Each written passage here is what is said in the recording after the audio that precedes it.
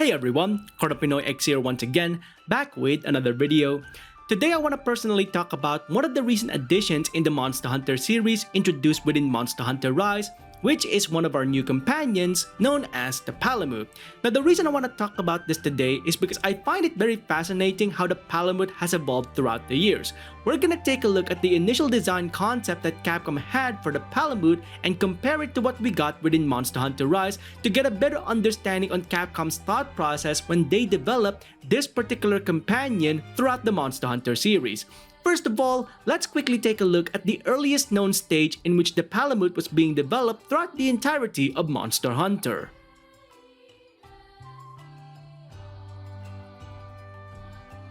Alright, so for those of you who have been following my channel for quite some time now and you still haven't hit that subscribe button or the notification icon to stay up to date on my latest videos, feel free to hit those as of right now.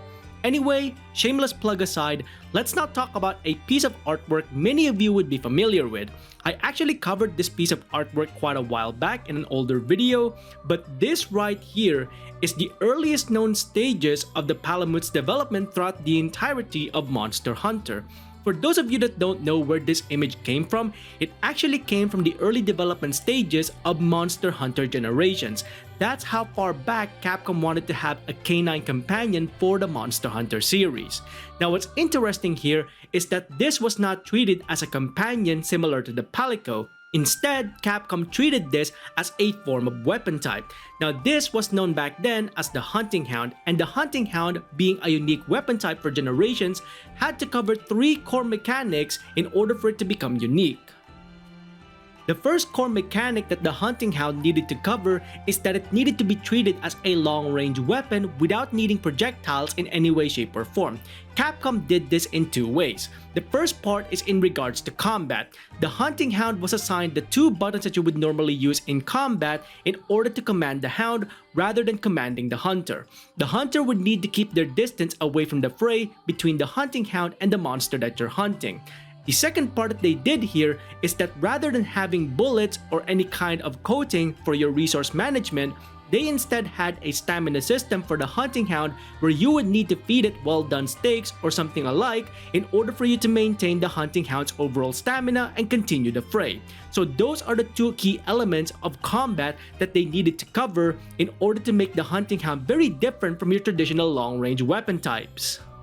The next core mechanic that Capcom needed to cover for the Hunting Hound is the element system that they had for the series. Now, unlike what we had in Monster Hunter Stories 2, where each Palamute would have a different form of element based on their overall design, what Capcom had for the Hunting Hound instead are different headpieces for the singular companion that allow you to alter the overall stats of your companion based on the headgear that they're wearing.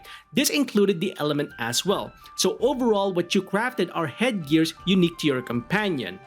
And finally, Capcom wanted to add its own unique mechanic to the Hunting Hound that allowed hunters to have a much easier time with exploration. Hunters could mount onto the Hunting Hound and explore locales without losing stamina in any way, shape, or form. This was perhaps one of the most detrimental parts of the Hunting Hound that made it very different to the other weapon types in the series because of the fact that it's based on a companion rather than a traditional weapon.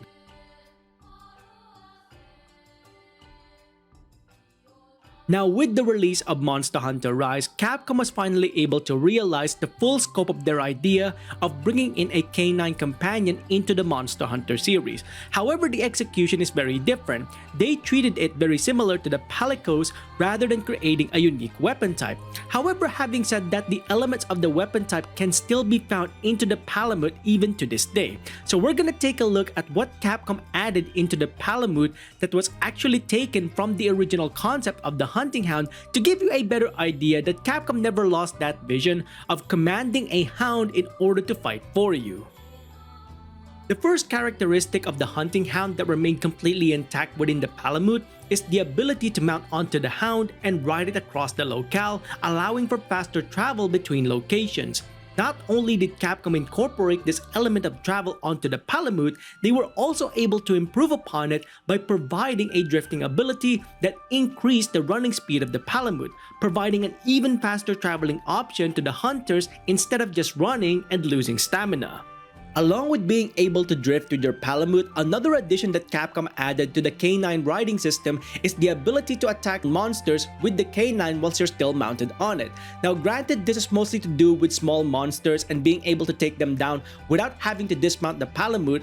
A number of people have actually hunted down large monsters with it and be able to take them down and complete the hunt. Whether you want to take down large monsters while still mounted on a Palamute or not, that's completely up to you. But keep in mind, it's not as effective in combat as it is when you're using an actual weapon type. Next, they maintain the Hunting Hound's ability to shift between elements based on their equipment. However, because of the fact that the Palamute is a separate entity from your weapon type, it meant that it didn't affect your weapon's element in any way, shape, or form, allowing you to choose a separate element for the companion. This also meant that Palamutes gained their own unique weapons instead of their elements being changed based on their headgear. Monster Hunter Stories 2 would incorporate a different approach to the Palamute's element change by having different Palamutes of different colors correspond to a certain element. But in Rise, this restriction isn't present, so you can choose whatever color you want your Palamute to be and still have an element of your own preference for your particular hound. And finally, the most important characteristic of the Hunting Hound as a weapon type is actually retained on the Palamute despite the fact that the Canyne is treated as a companion. This is the ability to command the hound to attack for you based on the buttons that you press. This part of the Hunting Hound is actually obscured on the Palamute to some degree during combat because of the fact that the AI part of the Palamute would also kick in at certain times, such as trying to get the attention of the monster. But Capcom did indeed keep the ability to command the Palamute in the game. You can easily observe this by taking Palamutes on any hunt or expeditions and performing a number of attacks outside of combat. The Palamute will attack in tandem with your hunter, showcasing that you're indeed controlling the attacks of the Palamute. However, because of the fact that it is treated as a companion rather than a weapon type, you now have a vastly improved gameplay with the Palamute, as you can choose whatever traditional weapon type you prefer while still reaping the benefits of what the Hunting Hound had to offer if it was added as a weapon type instead of a companion. Now, what's fascinating about the command system that Capcom gave us for the Palamute in comparison to what we would have had with the Hunting Hound is that there's a delay between each of the commands. This actually allows us to store a number of commands on the Palamute, meaning that if we have to heal our character, our Palamute can keep on attacking the monster. This continuous flow of damage means that we have a far more aggressive approach to hunting down a monster with the Palamute in comparison to what we would have had if we simply had it as a weapon type with the Hunting Hound. Overall, this is a far more aggressive approach in attacking monsters rather than just having it as a weapon type and losing that flow of combat if you need to heal your character. Now in this segment right here, you'll notice that the Palamutes aren't attacking, and the main reason for that is because I haven't given any of these Canynes any command actions in any way, shape, or form. So long as I don't perform any attack action myself, these Palamutes will not attack the monster either. It's very fascinating how ingrained the command system is on these Canyne companions, showcasing to you just how much Capcom originally planned these creatures to be weapon types to begin with rather than being actual companions. Now, interestingly enough, the choice of shifting the Palamute into a companion and still retaining the ability to control the Canyne, similar in fashion to the original concept design that Capcom had, allowed Capcom to create a unique hybrid of companion and weapon type in Rise. Whether intentional or coincidental, we don't exactly know, but this is definitely something I find to be very unique within this title, not seen in previous Monster Hunter games. And because of this extraordinary evolution, the Hunting Hound lives on in the Monster Hunter series and lives on much stronger than ever before if it was simply added as a weapon in Monster Hunter Generations. And that is pretty much it for this video, showcasing one of the new additions in the Monster Hunter series, the Palamute, our new Canyne companion, and how this idea evolved from its original design all the way up to what we have within Monster Hunter Rise. Now, just as a final note to conclude this video, we're not exactly sure on Capcom's current stance in bringing back the Palamutes in future Monster Hunter titles. So far, they're exclusive to Monster Hunter Rise as well as Stories 2, but I'm really hoping that Capcom would bring them to future installments of the series just because of the fact that it does give us a variety of companions to take with us, but not only that, it does have a quality of life change to it that's very detrimental to exploration, especially with regards to the open world locales that we're getting in future Monster Hunter games. So I'm hoping that Capcom can confirm that we are getting the Palamutes back in future Monster Hunter games at some point in future. But with all of that being said though, what do you think about Palamutes as a whole?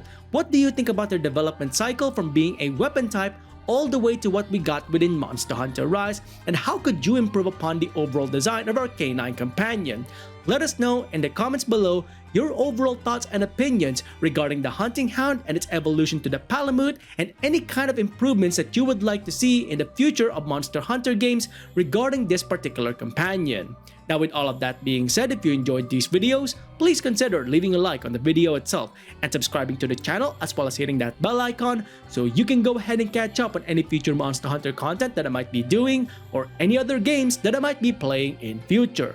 Until then, I hope you enjoyed this video. Thanks ever so much for watching, and I'll see you next time. Onward and upward.